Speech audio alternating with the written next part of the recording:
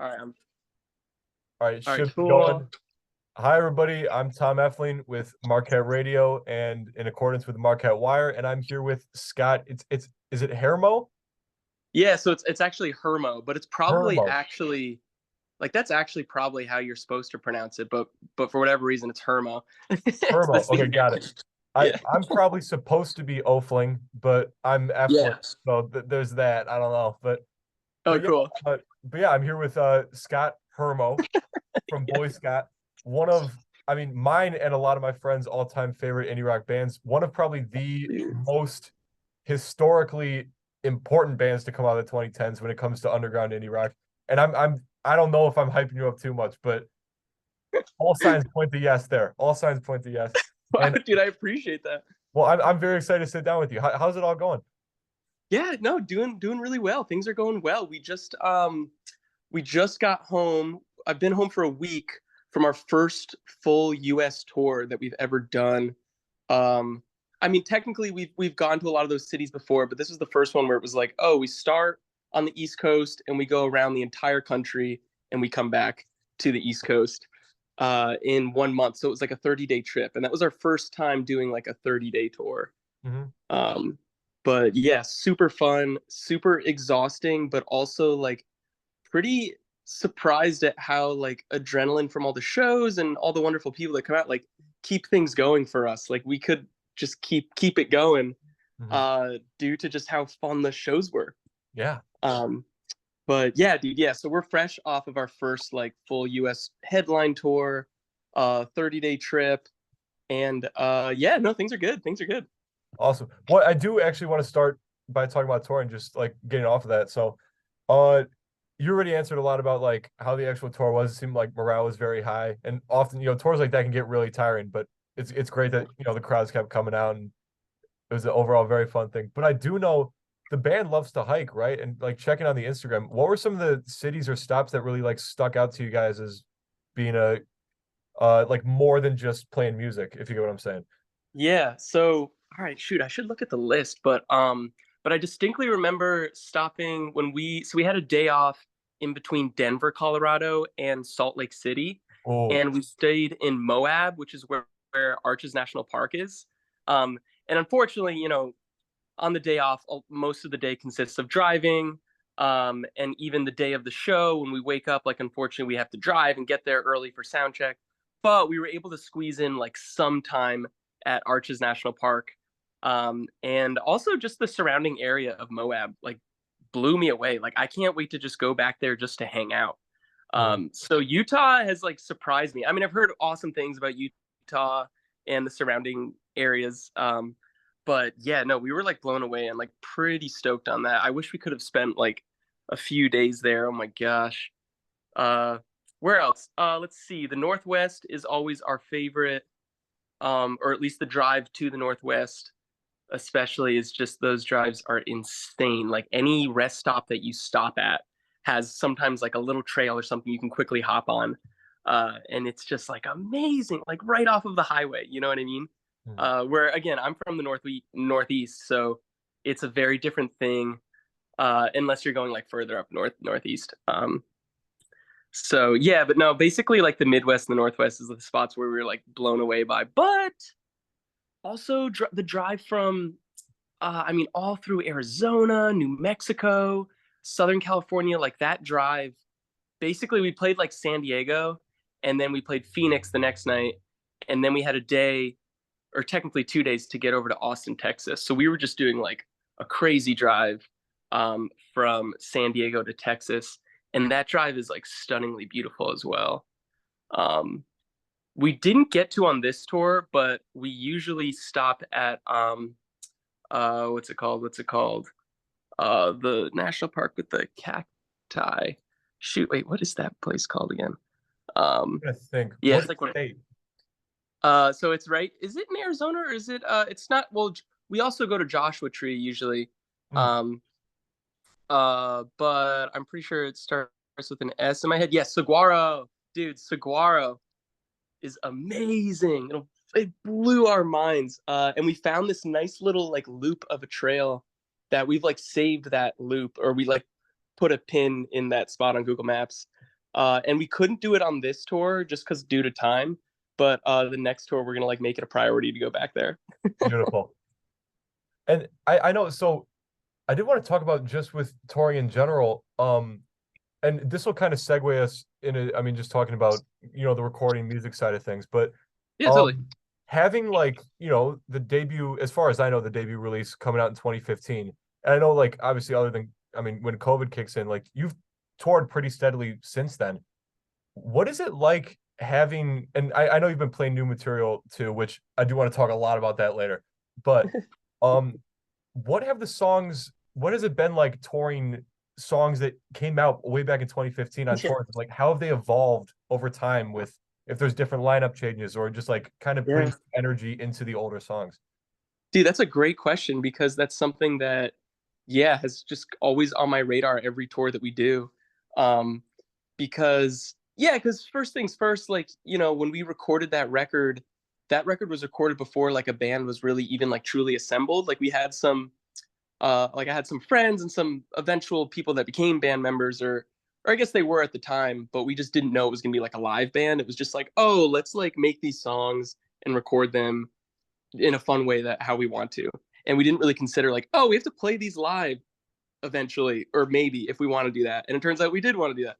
Uh, and then yeah, and then I don't know, just through like growth and like hearing a bunch of other bands play throughout the past, like, how many years has it been? It's crazy, like 7, 8 years. Um, yeah, I don't know. I've just grown a lot as like a musician and someone who like arranges songs. And so yeah, like every tour we've essentially played like different, at least slightly different versions of the songs that are recorded. So like yeah, and also every tour we've almost always had like a slightly different lineup of people, just because it's whoever's like around, kind of. And now the past like few years we've had a way steadier lineup and people that like are invested in it, my band members and stuff. But yeah, but that also plays into it too of like, oh, like our bassist Davey, who joined the band in 2019, like when he joined, I don't know, it just felt like a significant shift of like, oh, this guy brings something different to the table. Like he can do a lot more on the bass than like I can do. In a way that like, oh, he'll like noodle around and add stuff that I'm just like, oh my gosh, I wish that was like recorded initially. So yeah, so almost every tour, the songs are a little different, mainly because it's just fun for us. I want it to be enjoyable for us and hopefully enjoyable for the people that are coming to the show. I get a little nervous because now we have like a lot of people listening, and I didn't expect that to happen. Or I didn't expect people to listen to those songs so much. So then I don't know, like on this tour, I was a little worried of like, oh shoot, I might want to play the songs a little bit closer to how we recorded them. So like some of the songs we kind of like messed around and tried to see like, oh, let's do the chorus kind of how we used to, but then like do the verses a little different. Um, and basically, I don't know. Basically, I just want it to be just fun for us and fun for a live setting, because that's something too. Sorry, I'm rambling, but like the more I think about this question, like there's so much in there. Where like after I recorded the record, and then suddenly we were getting asked to play shows and like open up for bands that are like killing it. I don't know. I just learned so much about like, how to play a show and what that entails, and like how you can potentially rearrange your songs to fit a live setting a little bit better, or in a way that's easier, or just easy to pull off. um, and yeah, so anyway, long story short, the songs have changed like drastically when we play them live. And we've actually started to try to like record some of those versions, like the new versions, just because they're like pretty different. And yet, like, I don't know, we Is there feel, one song in particular that you feel has changed the most? I'm just curious. yeah, okay, so our song called Sleepwalk, which is like the first song on the record, that one we play super differently because we use like all guitars on that song. So instead of having like any like electronic keys or anything element to it, right now we don't have any like keys in the set right now. So so then we have to like play it pretty differently. And that one became like more rocky, I feel like. But people seem to like the new version, I hope. We've been asked to record it, so we're thinking about recording it. Um, What else? Lake House is a bit different now, in like a really fun way. Like we've added a lot more energy to that song. Embarrassingly enough, is a song that we really love playing live. Like we've added a ton more energy to that song than in the recording. Didn't you guys Um, did you guys open with that one, correct? For yeah, the yeah, that's correct. yeah. Yeah, totally. Yeah. We've been opening with that one lately. I'm not sure why. I think just because it like comes in kind of hard and that's fun. Uh, um, but yeah, dude. No, yeah. Thanks for asking that question. Yeah, it basically just comes down to us wanting to like have fun with these old songs and try to connect with them again every tour and feel something fresh from them. And then also just having new band members that bring something new to the table, you know? Well, on that, so I mean, before we talk about, Goose Bumps and just leading up to the new music coming out now, do you Yeah. find that like kind of putting new energy into the songs is kind of facilitated by collaborating with the musicians in your band that all individually have their own side projects? Or Dude, yeah, no, totally, totally. is that a Um, conscious decision going in? Like, or does it just happen to be the people that you know from Nashville and so when it comes to like band members and what they're contributing and their projects and stuff, yeah, projects aside, yeah. yeah, well, it's more of just like, oh, these people are my friends, and um I trust them on the road to like, it's a team that we can pull this off, and they're interested in doing it. And then also, yeah, I just like pretty much everyone that's really ever been a part of the project, I've either just been like a fan of their music or just like their uh talents, their skills. And yeah, have just like hit them up. Like Davey, for instance, our bassist, like we met him because he got us a show in New Hampshire and he played the show as well. And that was like the first time I met him. But then later that year, or the next year, he was on tour at the same time that we were on tour, going like a very similar route, and he had some shows fall through, and so I just got him onto our shows, and we just became, I don't know, just like good friends really quickly. And we both lived in New England, like on the East Coast. And so it came time for us to like put together another tour, and we were trying to put together like a full band. And yeah, I don't know. I was just like, oh, I really like that guy. I'd like to get to know him more. And he's like super talented. Like I was pretty nervous asking if he wanted to play with us, um, because I like really look up to him as like a songwriter and a musician. And he was like totally down.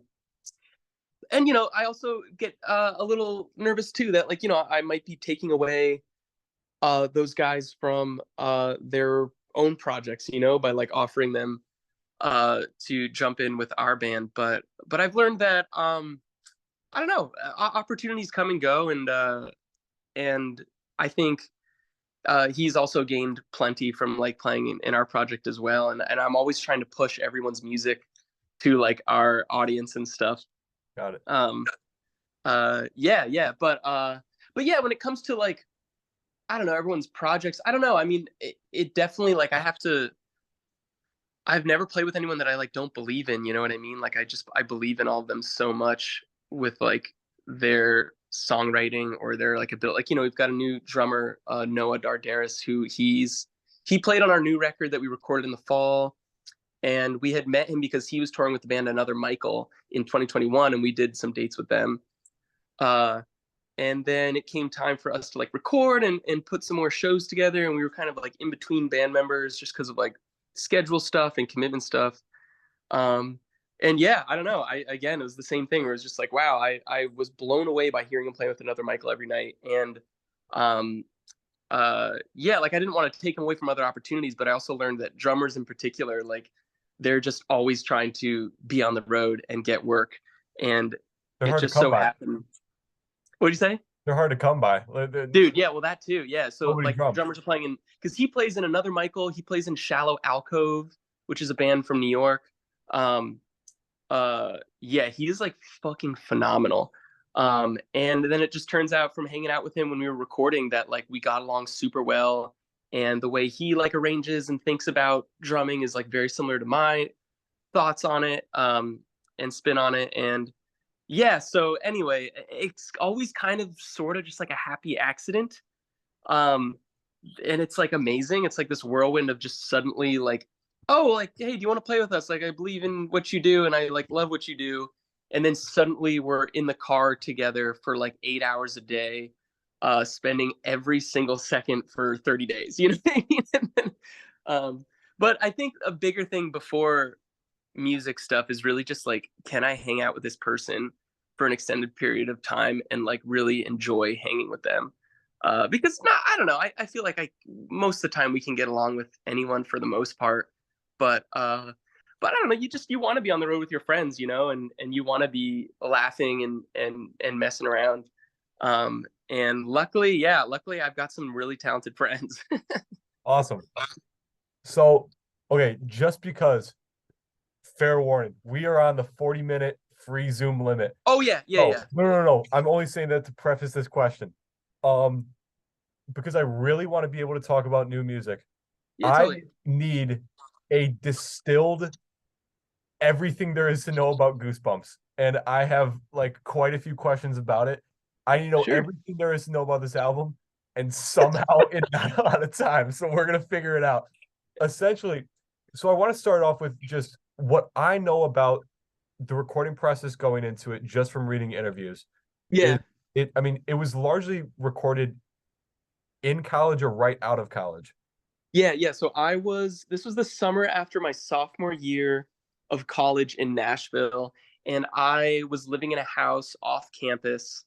Um, yeah, yeah. And it was recorded all at this house. And I was working like a part-time job at a golf course, which is like hilarious because I know nothing about golf. I'm a caddy. I'm in the same boat.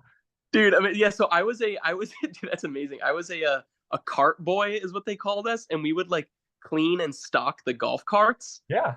Um, yeah, dude, it was really fun. I mean, the hours were kind of crazy. Like I mean, you got to get there really early, but Oh it yeah. was nice because I get there super early, and it was wonderful. Like waking up with the sun and getting to be outside all day, and then I'd come home and like take a nap if I could, and then my friends would already be at the house, and then we would just like record until like late at night for fun, just like making stuff and or just recording these song ideas that I had kind of thinking we were making an album, kind of just like, oh, let's do this. Um, and then I'd be exhausted and like I'd fall asleep at the wheel the next day, like in a golf cart, not in a car. Um, and then we just do it again, and we did that for like 2 months, and then released it in September. So it was like a summer recording process. Yeah. Beautiful. Do you feel, I mean, so just when I listen to the album, it is like one of the like pinnacle summer albums to me. Do you think the music was informed by the environments you were in at the time, whether it be the warm weather or even working at the course, being outside? Or Dude, yeah, I think that's a I think it kind of yeah, I think you're right. I think it kind of had to be, you know, like it was truly made during the summer. I mean, granted, like some of that stuff had been recorded prior, just a couple few years prior. Like I don't know, basically for like once I graduated high school, I had just always been like messing around on Logic Pro X is what I use. Um and GarageBand actually at the time. And so I had some stuff recorded that like we basically just like added stuff to. Once we decided like, oh, this is gonna be an album, let's do this song as well, but we need like real drums on it. I just have like fake demo drums right now, or like let's get real bass on it, or let's redo the guitar, whatever. Um, but for the most part, yeah, it was tracked in the summer in like yeah, in this like old house that was like surrounded by like all sorts of trees and stuff. It was awesome. We were like walking distance from like a park that we'd go to a lot. And then yeah, I was waking up every morning and just out on a golf course. Um, and yeah, I mean we would oh man, that summer was so wonderful. We made some new friends like right as that summer started. Like I had made some friends from Memphis right as that summer started that gave me the confidence to record this album. And like they were like, oh, you should do this. You should because I showed them some song ideas that eventually were on the album, and they're like, oh, you should like commit to this and like make an album. We'll help you. And they were cool because they were just moving to Nashville from Memphis, and they had some friends that knew about this really awesome little like cliff jumping spot in Nashville, like on a lake, like a swimming area. So we would go there like a lot. Um, and then yeah, and then just record. And Yeah, dude, it was really a wonderful summer. I'm so glad that like it's kind of frozen in this album, you know? Mhm. Is there any specific like recording moments, like from track to track, that you would highlight as being just kind of a moment in a way? Like whether it's just a weird recording moment or a moment where it seemed like it was all coming together, or just like, is there any things that when you think of recording it, these examples come to mind? Yeah, that's dude, these are really great questions. So all right, the last song on our album is like a really weird one. It's called Sleep Away. And that song, I distinctly remember the outro of that song is like crazy and like again, like really strange and like kind of like pretty dark. Um, but my buddy John Lewandowski, he drummed on the whole record. He played drums on the record, and we recorded that song in his apartment, which is like a few, or no, it wasn't a few blocks away. It was like a few miles away. But yeah, we just recorded that in his living room on like an interface, like just microphones direct into the interface. There were only 4 channels. And I don't know, there was a moment in the outro of that song when we were recording it. I was like listening on headphones and he was playing. And like, dude, I had no idea what I was doing when I was tracking this album. Like there are some songs that there was no click track. Like I just didn't know. Like I just didn't know these things. And I think that was one of them where he was just like, uh, he's like, Scott, like this is just off. Like the whole thing is just off. But in a way that like it worked. So I don't know. I just told him, I was like, dude, just fucking go for it. Like, fuck it. Uh, and yeah, the outro kind of is like this crazy thing that's kind of the opposite of crazy, actually. It's like very chill and then it gets crazy. And he just like winged it in one take and like killed it. And I don't know, that was just a really special moment. I just remember being like, first off, like, wow, this guy is so good at what he does at the drums. Like, he's an amazing drummer. Um, and I don't know. It just felt like the album was coming together and it was working. Like the little things we were trying to do with like I don't know, being as dynamic as we can with like, oh, let's get really quiet here and then really loud here. Like that moment felt like, oh, something's working here. Mhm. So anyway, Awesome. And then I do want to ask, just, I mean, in creating the album, it seems like I mean, it kind of has its own little world to it. I think a lot of that is informed just by little interludes between tracks, whether it be at the end of Blonde Blood, at the end of Late yeah, Time, yeah, yeah. or was there any in making the album, was there any sort of effort in making it a conceptual kind of piece? And going off of that, why the name Goosebumps?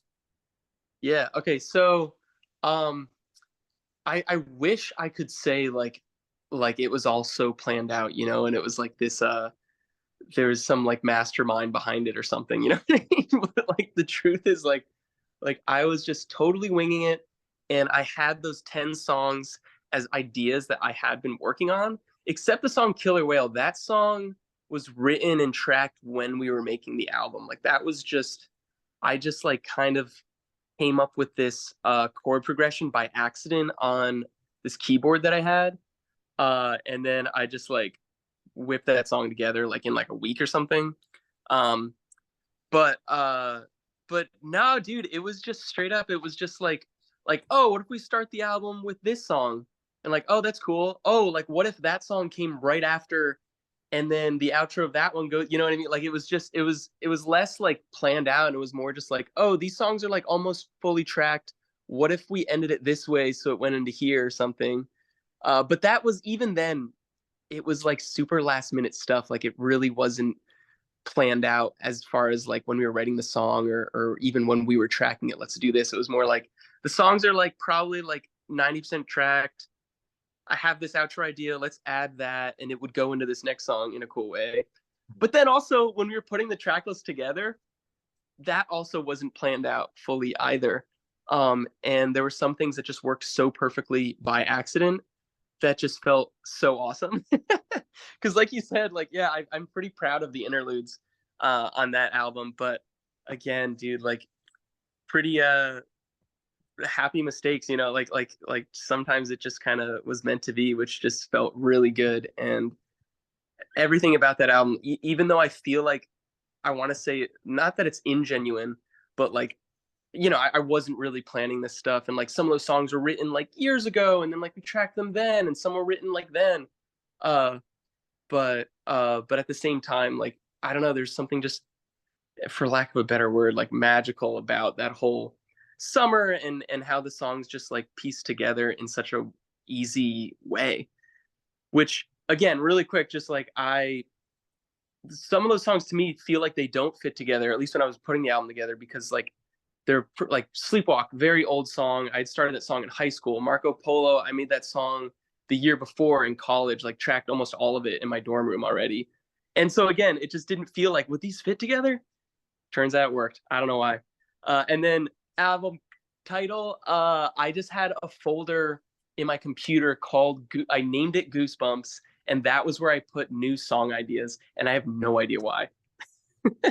That's insane.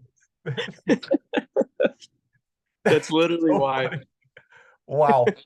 So like, did you expect the album to hold up as well as it has? And like, kind of, because like, I'm not trying to hype you up too, but like, it has become pivotal in Thank you so 2010 much. indie rock. Like, it's all over. Everybody talks about the album. It's like everybody knows at least one song off the album that I have talked to ever. Like, it's, So and I crazy. don't know if it's just the people I hang out with, but like, Yeah. I've seen posts about it. Ooh, 10 minutes left. We're gonna make it. Okay. I've seen posts about it everywhere, journalism write-ups, like everybody knows this album. Did you expect it to hold up and kind of become as important as it is to this whole scene when you made it? Dude, I so appreciate you saying that, man. It means a lot, but absolutely not. No, I had no idea. And I probably, like, again, like we tracked the album, and then suddenly it was like we were getting offers to play shows, which was really cool, that like people were asking us uh first, and then it was just suddenly like, oh, like let's put a band together. But I remember for the first like year I was having a tough time, because suddenly we were playing with like really sick bands, and I became like kind of self-conscious, because like I don't know, our music's like goofy and like, funny almost sometimes, and we were playing with like these sick bands, and I was like pretty, I don't know, it was just like very out of my comfort zone, like pretty nervous all the time, and like just like feeling pretty self-conscious about what I was doing or whatever. So and again, like yeah, and long story short, like I had absolutely no idea that the songs would hold up, or that they were good enough to hold up. I don't know, dude. I just like again, like we just made it, and it was really cool to see that people started listening like pretty early on.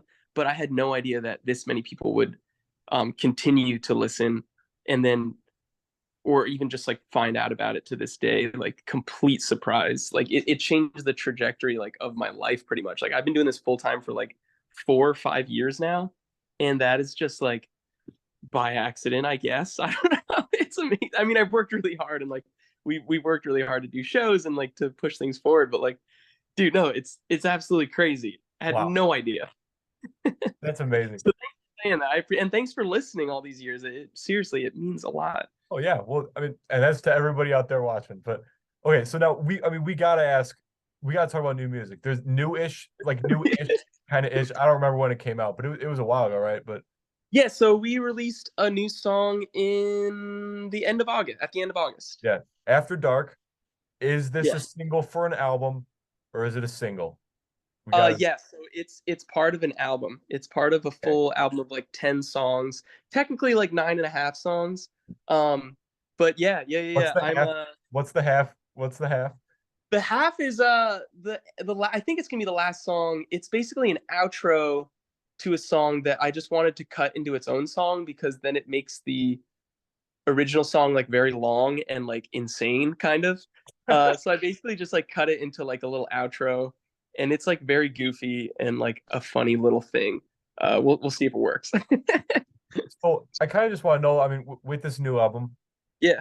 how long? So like, kind of, is there a direct time you started working on it, or is it straight from Goosebumps? And then on top of that, do you kind of see a direct lineage from Goosebumps to this, or do you think it'll be completely unexpected to people who have grown to love Goosebumps as much as they have? Yeah, I mean that's something that I'm honestly like I was pretty nervous about for like a long time, because basically every song on the record, or at least half of the songs on the record were written around the time that Goosebumps was like either written or like just released. So yeah, like it should be like with that being said, like it should be kind of like related in that way. But I've also like grown a ton, and I've worked for like 5 years on these old songs and like reworked them, workshopped them, like re-recorded them so many times now that I don't know, it definitely feels like kind of its own thing. But I'm hoping that people who like the first thing, like it makes sense to that we would release this next thing, and hopefully they'll connect with that as well. But I really don't know. I mean, these are songs that like one of the songs was written when Goose, or dude, actually like many of them, like two of them, the one I was just talking about, two of them were written, like one of them was written the same weekend that I wrote Embarrassingly Enough. So Really? yeah. So Embarrassingly Enough, Sleep Away, and then this one song on the new record were written in like a weekend together when I was home in New Jersey that summer. Um, and yeah, it's gonna be on the new record. It's another like weird song. Uh, and yeah, and then there's another song called Cabin Fever, which we've been playing live, and that song was written like right when we released Goosebumps. Um, and yeah, then other than that, everything is like super, super old, and I've just reworkshopped it so many times that it feels like its own new thing. But I'm hoping that it somehow works next to Goosebumps because people like that album. I wasn't expecting that. Uh-huh. Do you have any hints you can give about the, because I don't think it's not formally announced yet, is it? I Yeah, think no. I need to just do a couple more tweaks this winter, and then we'll be releasing stuff like, um, yeah, like early next year, spring, summer kind of thing. do you have any hints for us? Album name, estimated release date. I Uh mean, yeah, dude, I don't care. I'm happy to tell you anything. Release date, I don't know. I mean, I just want to get it out. Once it's done, I just like don't care anymore. Like once it's done, I'm just like, let's get this thing out. Like we'll probably do a bunch of singles just for fun. Just do like a bunch of those, and maybe if I have time, try to put some like videos together for those. Um, but yeah, I don't know. Tentative name right now is called Spellbound. That's going to be the title potentially. We'll see. And I don't know. I don't know what else to say. It's pretty dynamic album. It's a little more hi-fi. We recorded it with our buddy Scoop Stardaris, who is our drummer's older brother, who's an engineer and producer that's based in Philly. Um, and we recorded it at a lake house in upstate New York on one of the Finger Lakes. Over like we spent like 2 weeks at this lake house just going like insane.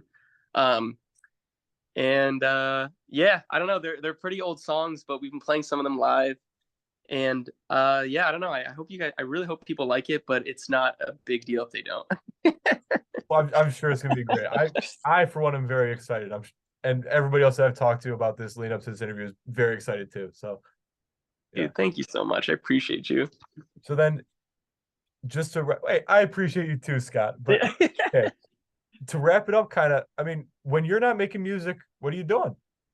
Yeah, so all right, so I live near the beach, so I go there like pretty much every day. I've gotten back into running, so Nice. I'm doing that whole thing. I'm basically just like working on songs and sending a million emails for the band. We just got a booking agent, so I'll hopefully be able to spend less time doing emails. Uh-huh. Um, but yeah, no, I'm just like working on music, and then also started fishing. Hadn't really done that in a few years because I live right by the water and just like catch and release stuff. But it's a cool way to connect with the water, or I don't know, just like in a way that I hadn't really experienced before. Like I don't know, whenever I go to the beach, I'm like walking around, I'm like looking at stuff. But when you're like fishing, you're just like standing there, like staring at the water. And I just think it's really funny that I'm like, oh wow, I just spent like 3 hours just looking at the water, and I don't usually do that. That's funny. So pretty laid back lifestyle. It's pretty amazing. Whenever we're not doing shows, that is. Beautiful. Well, Scott, I mean, that's all I've got for you. Thank you a lot for sitting down and doing this interview with me. Dude, of course. Yeah. No, thanks for reaching out. It was good to meet you too. So it's nice to see you again. Yeah. Yeah, awesome. Well, viewers, thank you. Have a great night or morning or evening or afternoon, whenever you're watching this. And this has been Scott Hermo from Boyscott, and have a great rest of the day.